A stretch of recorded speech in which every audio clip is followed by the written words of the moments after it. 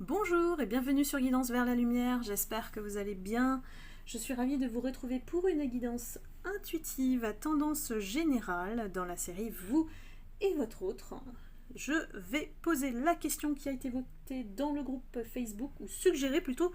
Mon autre va-t-il surmonter ces blocages? Donc voilà, vous savez qu'il y a une petite continuité dans mes guidances, ceux qui vous me suivez, abonnés ou pas. Si vous arrivez sur la vidéo, n'hésitez pas à cliquer sur la cloche de notification pour recevoir les prochaines guidances. Et puis, bienvenue bien sûr. On va aller voir ce qui se passe au niveau de l'état d'esprit de votre autre par rapport au lien avec vous.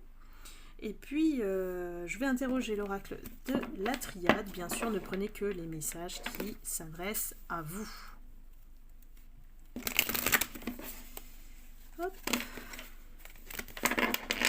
Alors j'adore les cartes comme ça. C'est un peu difficile de les manier. Je préfère les petites cartes moi.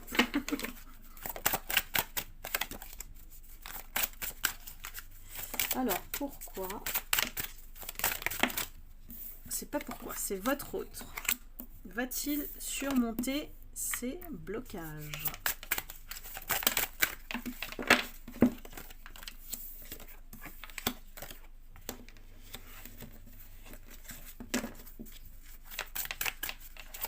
Alors votre autre, je pense que c'est quelqu'un qui se sacrifie facilement au détriment des autres, au détriment voilà, des demandes, des besoins des autres. Il aime bien qu'on ait besoin de lui, donc souvent il se sacrifie, il court, c'est comme un sauveur en fait.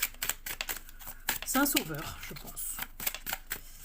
Mais ça le met dans une complication pas possible dans sa vie. Et au final, en fait, quand il a besoin de quelqu'un, il n'y a personne. Donc, ici, il subit effectivement la foudre karmique de toutes ses actions, de tous ses choix. On lui dit qu'il est dans un début de cycle, donc attention, l'eau nous permet de voir qu'il doit voilà, faire le tri et arrêter d'être dans le sacrifice pour rejoindre la lumière ici, de se connecter à son âme et qu'il doit se positionner. Votre autre, en fait, c'est quelqu'un qui ne se positionne pas. C'est quelqu'un qui est toujours, voilà, il a plusieurs chemins. Il s'éparpille, lui. Il s'éparpille. Donc, forcément, quand on va dans plusieurs directions, en fait, on va nulle part. C'est un peu ce qu'on lui dit ici, parce que qu'est-ce que ça crée? Ça clôture, voilà. Ça le pousse à être à la fin d'un cycle et à transmuter ses énergies. Donc ça veut dire qu'il doit changer de perception de ce qu'il a de la vie, de ce qu'il pense des gens, de l'entourage, de sa manière de penser, de voir le lien. Et on l'invite effectivement à faire un petit voyage intérieur là. Là, c'est le voyage intérieur pour se ressourcer son énergie. Il passe trop de temps, voilà, il passe trop de temps à peut-être à satisfaire les uns et les autres. C'est pas forcément d'être dans une triangulaire. Hein. Là, il y a beaucoup de directions. C'est quelqu'un qui s'éparpille dans son esprit, donc forcément, ça complique sa vie. Et la foudre, elle tape lorsque vous ne vous positionnez pas. Ça vous oblige, hein, l'univers il vous oblige à vous positionner. À un moment donné, si on ne prend pas de décision, on prend tout et puis on ramasse un sacrifice. Voilà, on ramasse, c'est un grand mot. Mais bon, vous voyez l'idée. Hein. J'ai l'adversaire qui est à l'envers, donc c'est plutôt bien. C'est plutôt bien dans le sens où il a compris peut-être qu'il faut baisser les armes, il faut les rendre en fait, il faut plus être dans le conflit. Et en plus sur la carte de la foudre, bon, je remets à l'endroit mais elle était tombée à l'envers, c'est quelqu'un alors qui a compris peut-être, qui a compris qu'il doit plus s'éparpiller et être dans le sacrifice. Bon, bien sûr, ça va mettre du temps.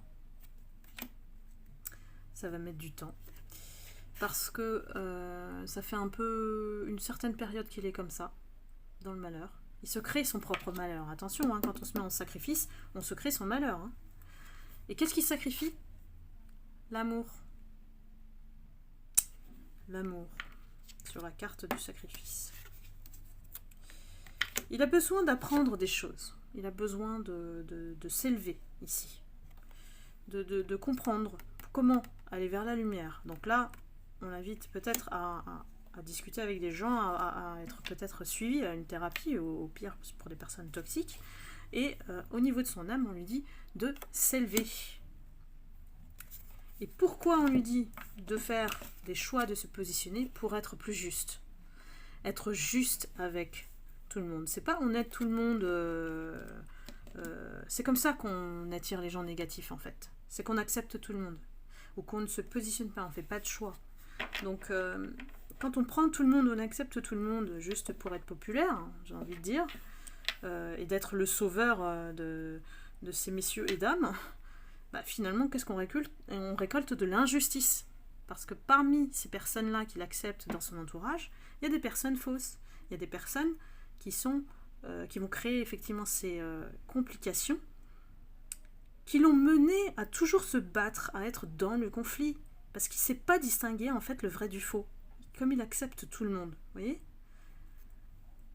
Donc là, j'ai l'impression que l'univers nous indique une certaine direction pour qu'il surmonte ces blocages. Donc peut-être nettoyer son entourage, être plus voilà, dans le choix de qui laisser entrer, qui sortir de sa vie pour pouvoir retrouver un équilibre. En plus, c'est quelqu'un qui voilà, sacrifie l'amour. Donc il a sacrifié votre lien. Hein. Donc c'est quelqu'un qui voilà, s'est mis dans le malheur parce que peut-être qu'il a connu que ça. Il a connu que des relations ou des liens ou des situations qui soient conflictuelles. Il s'est mis en adversaire toujours avant. Ce qui est bien, c'est que la carte, elle s'est retournée. Mais il y a effectivement cet aspect aussi, je ne sais pas être en paix parce que j'ai toujours fait la guerre. J'ai toujours été dans les conflits, j'ai toujours dû me battre pour montrer que voilà, je peux sauver tout le monde. Donc, vous voyez, ne prenez que ce qui vous parle, hein, évidemment. Mais c'est l'énergie que je ressens et qui est collective. Donc, on va voir un petit peu plus. Je pense que c'est quelqu'un qui a envie d'être dans l'abondance. Il a envie d'une relation stable. C'est déjà là dans sa tête. Hein, voilà. C'est pour ça qu'il clôture un cycle et qu'il doit accepter de laisser entrer l'amour. Si on n'accueille pas l'amour, si on le refuse, ben on est tout le temps à contre-courant de l'amour. Donc qu'est-ce que c'est? Ben c'est on ne s'aime pas. Voilà. On ne s'aime pas, donc on ne peut pas aimer les autres.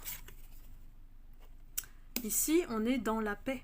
Il veut aller dans la paix. Hein. Je pense que le jeu, il est un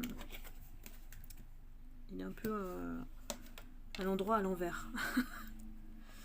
Et ici, on a une envie de paix éternelle. Vous voyez, hein, il a paix à côté de l'éternité.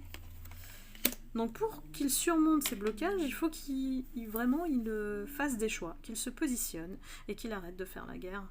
Et quand il fait la guerre, je dis, il se positionne en adversaire lui-même.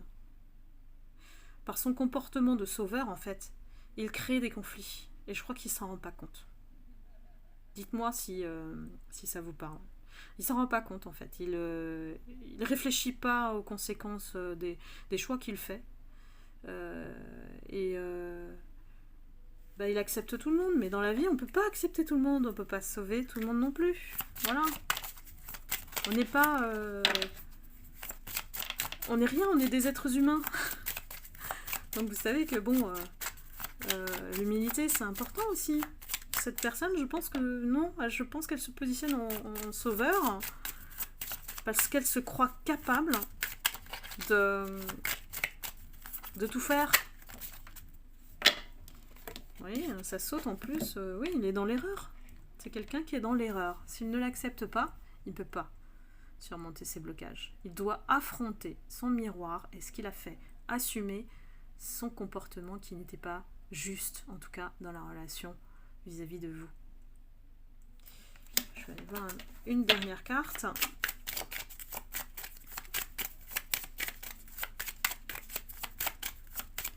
Moi, j'ai plus la sensation que ce sont des indications, des conseils, voilà, des guides. J'ai pas la sensation que il va le faire, vous voyez. Donc là, oui, c'est une invitation à s'enraciner, à trouver ses propres repères, à construire sa vie pour lui, en cohérence avec son âme. On n'a pas... Moi, je ressens pas, effectivement, que la personne, elle se décide dans l'action de le faire. Il y a toujours une passivité, peut-être une prise de conscience, mais de là à ce qu'il les surmonte, et je pense que dans son état d'esprit à lui, c'est comme si il s'est habitué à être comme ça. Donc c'est très difficile pour quelqu'un qui a un esprit d'une certaine rigidité dans sa vie. Ça le rassure d'être comme ça, en fait. C'est ça qui est pire. C'est que il se voit ou il se sent incapable de faire cette transformation, en tout cas dans le temps rapide. C'est pas possible. C'est quelqu'un qui est figé. Pour moi, les blocages l'ont bien paralysé. Donc c'est quelqu'un qui ne s'écoute pas, hein, à la base. Donc il est paralysé pour moi. Bien que la prise de conscience soit là, j'ai envie de dire, ça va mettre beaucoup de temps. Vous pouvez continuer à vivre. Hein. Moi, je vous dis toujours de ne pas attendre. L'énergie d'attente, ça ne crée que des frustrations et ça vous empêche de vivre. Je vais prendre une dernière carte, s'il vous plaît, les guides.